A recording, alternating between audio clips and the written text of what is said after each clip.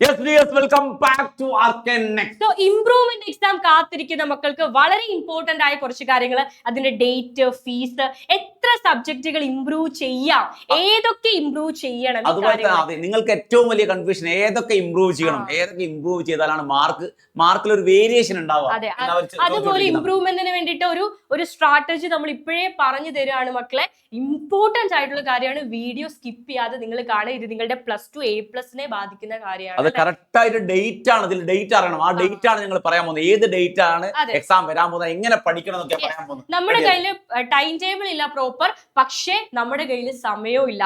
ഈ രണ്ട് കാര്യങ്ങൾ ഇല്ലാത്തത് കൊണ്ട് തന്നെ കഴിഞ്ഞ വർഷത്തെ ടൈം ടേബിൾ അനുസരിച്ച് ഈ സെക്കൻഡ് മുതൽ നമ്മൾ പഠിച്ചു തുടങ്ങണം. അപ്പൊ അതിനു വേണ്ടി എപ്പോഴും ടൈം കുറവാണെന്നുള്ള കാര്യം നിങ്ങൾക്ക് ആ ഒരു ബോധം വന്നാൽ മാത്രമേ പഠിക്കാൻ പറ്റൂ. ഇതിൽ കുറച്ച് മക്കൾക്ക് ഇങ്ങനെ തോട്ടുണ്ടാവും, സാറേ കഴിഞ്ഞ വർഷത്തെ ടൈം ടേബിൾ കിട്ടിയിട്ടുണ്ടാണ്. കഴിഞ്ഞ വർഷത്തെ ടൈം ടേബിൾ വലിയ മാറ്റമൊന്നും വരാൻ പോകുന്നില്ല. അത് മാത്രമല്ല, അതിന്റെ കാര്യം എന്താന്നുള്ളത് വീഡിയോ കംപ്ലീറ്റ് കണ്ടാൽ മക്കൾക്ക് മനസ്സിലാവും.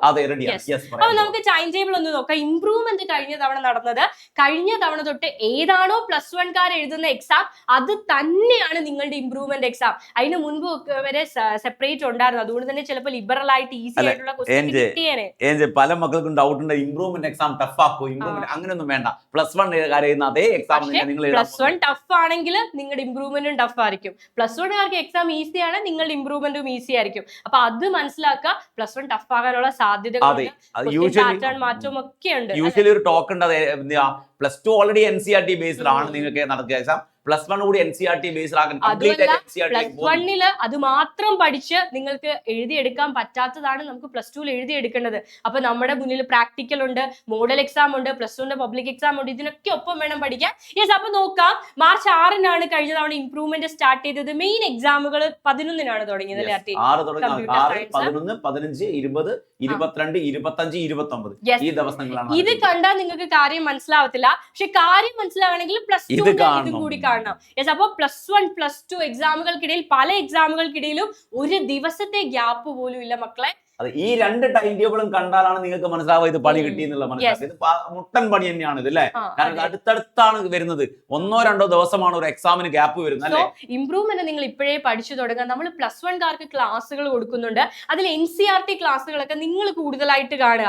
അതിൽ നിന്നായിരിക്കും നിങ്ങൾക്ക് ഇംപ്രൂവ് ചെയ്യാനുള്ള ഒരു മാർക്ക് ആ ക്ലാസ്സുകളിൽ നിന്നായിരിക്കും കിട്ടുക.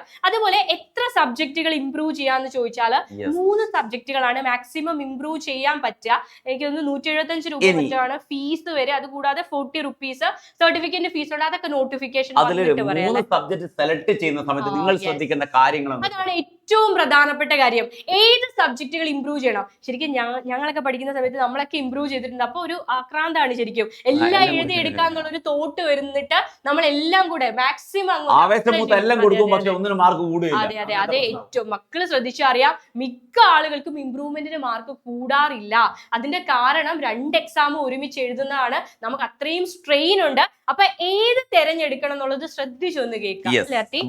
ഏതൊക്കെയാണ് ഫിസിക്സ്, കെമിസ്ട്രി, മാത്സ് സബ്ജക്റ്റുകളുടെ പ്രത്യേകത എന്നാൽ +2 ഡബിൾ വാല്യുവേഷൻ ആണ്. റീവാല്യുവേഷൻ എന്നുള്ള ഓപ്ഷൻ ഇല്ലാത്ത 3 സബ്ജക്റ്റുകളാണ് ഫിസിക്സും കെമിസ്ട്രിയും മാത്സും. അപ്പൊ നിങ്ങൾ ആദ്യം നിങ്ങളുടെ +1 മാർക്ക് നോക്കുക. ഏതൊക്കെ സബ്ജക്റ്റുകൾക്കാണ് കുറവെന്ന് നോക്കുക. ചില കുട്ടികൾക്ക് 1-2 മാർക്കിന് A+ കുറവായിരിക്കും. ചില കുട്ടികൾക്ക് പാസ് മാർക്കിന് ജസ്റ്റ് കുറച്ചും കൂടെ കൂടുതൽ കിട്ടിയിട്ടുള്ളായിരിക്കും. ചില ആൾക്കാർ ഫെയിൽ ആയിരിക്കും. അപ്പൊ ആ ആളുകൾ ശ്രദ്ധിക്കേണ്ട കാര്യം, +2 ഫിസിക്സ്, മാത്സ്, കെമിസ്ട്രി ഈ 3 സബ്ജക്റ്റുകൾക്ക് ഡബിൾ ഇവാലുവേഷനും ട്രിപ്പിൾ ഇവാലുവേഷനും ആണ് നടക്കുക. കാരണം ഇത് കീം എൻട്രൻസിന് നിലവിൽ ആഡ് ചെയ്യുന്നുണ്ട്. ഈ വർഷത്തെ കാര്യം അറിയില്ല, എന്നാൽ പോലും ആഡ് ചെയ്യുന്നത് കൊണ്ട് തന്നെ ഡബിൾ ഇവാലുവേഷന് പോകുന്ന പേപ്പറായത്. ഒരിക്കലും ഇതിന്റെ വാലുവേഷൻ ലിബറൽ ആയിരിക്കത്തില്ല. ഒരു എൻട്രൻസിൽ ആഡ് ചെയ്യുന്ന മാർക്ക് എന്ന് പറയുമ്പോൾ ലിബറൽ ആയിട്ട് വാരിക്കൊഴി മാർക്ക് തരുമോ? ഇല്ല. അത്രയും ടഫ് ആയിട്ടായിരിക്കും അതിന്റെ വാലുവേഷൻ പോകുന്നത്.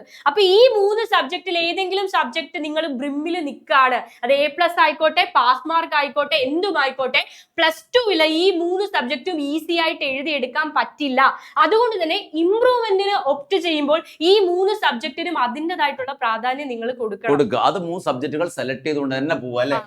നിങ്ങൾക്ക് അതിന് നല്ല മാർക്ക് ഉണ്ടെങ്കിൽ ഒരിക്കലും ഇംപ്രൂവ് ചെയ്യേണ്ട ആവശ്യമില്ല. ഇപ്പൊ പല ആളുകൾ ഇംഗ്ലീഷിന് ഫെയിൽ ആവാറുണ്ട്. ഇംഗ്ലീഷ് ഒന്നും ഈസി ആയിട്ടുള്ളതല്ല. അപ്പൊ അതുകൊണ്ട് നിങ്ങളുടെ മാർക്ക് നിങ്ങൾ തന്നെ അനലൈസ് ചെയ്യുക. +1 എനിക്ക് ഏതാണോ കുറവ് ഉള്ളത് അത് അനലൈസ് ചെയ്ത് നിങ്ങൾക്ക് ഒരു മാർക്കോ 2 മാർക്കോ A+നൊക്കെ കുറവാണെങ്കിൽ അത് പ്ലസ് 2 എന്ത് ചെയ്യാൻ പറ്റും, നിങ്ങൾക്ക് ചേഞ്ച് ചെയ്യാൻ പറ്റും. എങ്ങനെയാണ് പ്ലസ് 2 മാർക്ക് കൂടും. പ്രാക്ടിക്കൽ അത് ഡബിൾ ഇവാലുവേഷൻ മാത്രമല്ല, ആർട്ടിസ്റ്റ് സാർ പറഞ്ഞ പോലെ റീവാലുവേഷൻ ഇല്ല ഈ സബ്ജക്റ്റുകൾക്ക് നിലവിൽ. അപ്പൊ റീവാലുവേഷൻ ഇല്ലാത്തതുകൊണ്ട് തന്നെ നിങ്ങൾക്ക് ഇപ്പൊ സംശയമുണ്ട്, എനിക്ക് ഇത്ര മാർക്ക് അല്ലല്ലോ കിട്ടേണ്ടിയിരുന്നത് എന്ന് നിങ്ങൾ സംശയിച്ചാലും കാര്യമില്ല. റീവാലുവേഷന് പോവാത്ത സബ്ജക്റ്റുകളാണ്. അതുകൊണ്ട് നമ്മുടെ ഒരു അഭിപ്രായത്തിൽ ഏറ്റവും ഇമ്പോർട്ടൻസ് അതിന് തന്നെ കൊടുക്കുക. ഇനി വേറെ ഏതെങ്കിലും സബ്ജക്ട് ബ്രിമ്മിൽ നിൽക്കുകയാണെങ്കിലും പ്ലസ് 2 എപ്പോഴും ടഫ് ആയിരിക്കും. അതുകൊണ്ട് പ്ലസ് 1 ആ സബ്ജക്ട് കോൺസെൻട്രേറ്റ് ചെയ്യുക. മാക്സിമം മാർക്ക് സ്കോർ ചെയ്യാതെ ഒരു ഓവറായിട്ട് ചെയ്യേണ്ട, നിങ്ങൾ മാർക്ക് കൂടൂല. അത് വ്യക്തമായിട്ട് പഠിച്ച ധാരണ ഉണ്ടെങ്കിൽ മാത്രമേ. ഇപ്പൊ നോക്കിയാലും നോക്കാർട്ടി ബയോളജിയുടെ എക്സാം 20-ാം തീയതിയാണ്, ഫിസിക്സിന് ഇംപ്രൂവ്മെന്റ് 22, മാത്സിന് ഇംപ്രൂവ്മെന്റ് 25, 26 പ്ലസ് 2 എക്സാം. അപ്പൊ അടുപ്പിച്ച് നടക്കുന്നതുകൊണ്ട് തന്നെ നമ്മൾ വിചാരിക്കുന്ന ഒരു രീതിയിൽ ഒരു ദിവസം 2 ദിവസം ഗ്യാപ്പ്. അതുപോലെ ഫസ്റ്റ് ഇയർ പഠിച്ചാൽ മറന്നു പോയിട്ടുണ്ടാവും, എല്ലാം ഒന്ന് റിവൈസ് ചെയ്തിട്ടുണ്ട്. അപ്പൊ നിങ്ങളെ ഇപ്പോൾ ഒരു പ്ലാൻ ഉണ്ടാക്കുക. നമ്മുടെ പ്ലസ് വണ്ണിൽ നമുക്ക് NCERT ഫോക്കസ്ഡ് ലൈവ് വരുന്ന സമയത്ത് മാക്സിമം അത് കാണുക. ആദ്യം ഇന്ന് തന്നെ തീരുമാനിക്കുക ഏത് സബ്ജക്ട് ഇംപ്രൂവ് ചെയ്യണം എന്നുള്ളത്. മാക്സിമം 1 ആണ് നമ്മൾ പ്രിഫർ ചെയ്യുന്ന, 1 or 2 എടുക്കാം. ഇനി പഠിക്കാൻ സമയമുണ്ട്, വേണമെങ്കിൽ 3 നിങ്ങൾക്ക് എടുക്കാം. എന്നിട്ട് ഇന്ന് തന്നെ NCERT ലൈവുകളും കാര്യങ്ങളും ഒക്കെ കണ്ട് ഇംപ്രൂവ് ചെയ്യാൻ ശ്രമിക്കുക. എല്ലാ ലൈവും കാണേണ്ട ആവശ്യമില്ല. NCERT ഫോക്കസ്ഡ് ആയിട്ട് വരുന്ന ലൈവുകളൊന്നും കാണാൻ ജസ്റ്റ് ഒരു റിവിഷൻ, ഒരു മൈൻഡിലേക്ക് കാര്യങ്ങൾ വരും, ഒന്നുകൂടി വരും. എന്നിട്ട് ഇപ്പോഴേ പ്രിപ്പയർ ചെയ്യാം. അപ്പൊ എന്ത് സംശയം ഉണ്ടെങ്കിലും നമ്മുടെ കമന്റ് ബോക്സിൽ ചോദിക്കാം. നമ്മൾ നിങ്ങൾക്ക് വേണ്ടിയിട്ട് ഒരുപാട് കോണ്ടന്റും കാര്യങ്ങളും ലൈവും തരുന്നുണ്ട്. അപ്പോൾ ബൈ.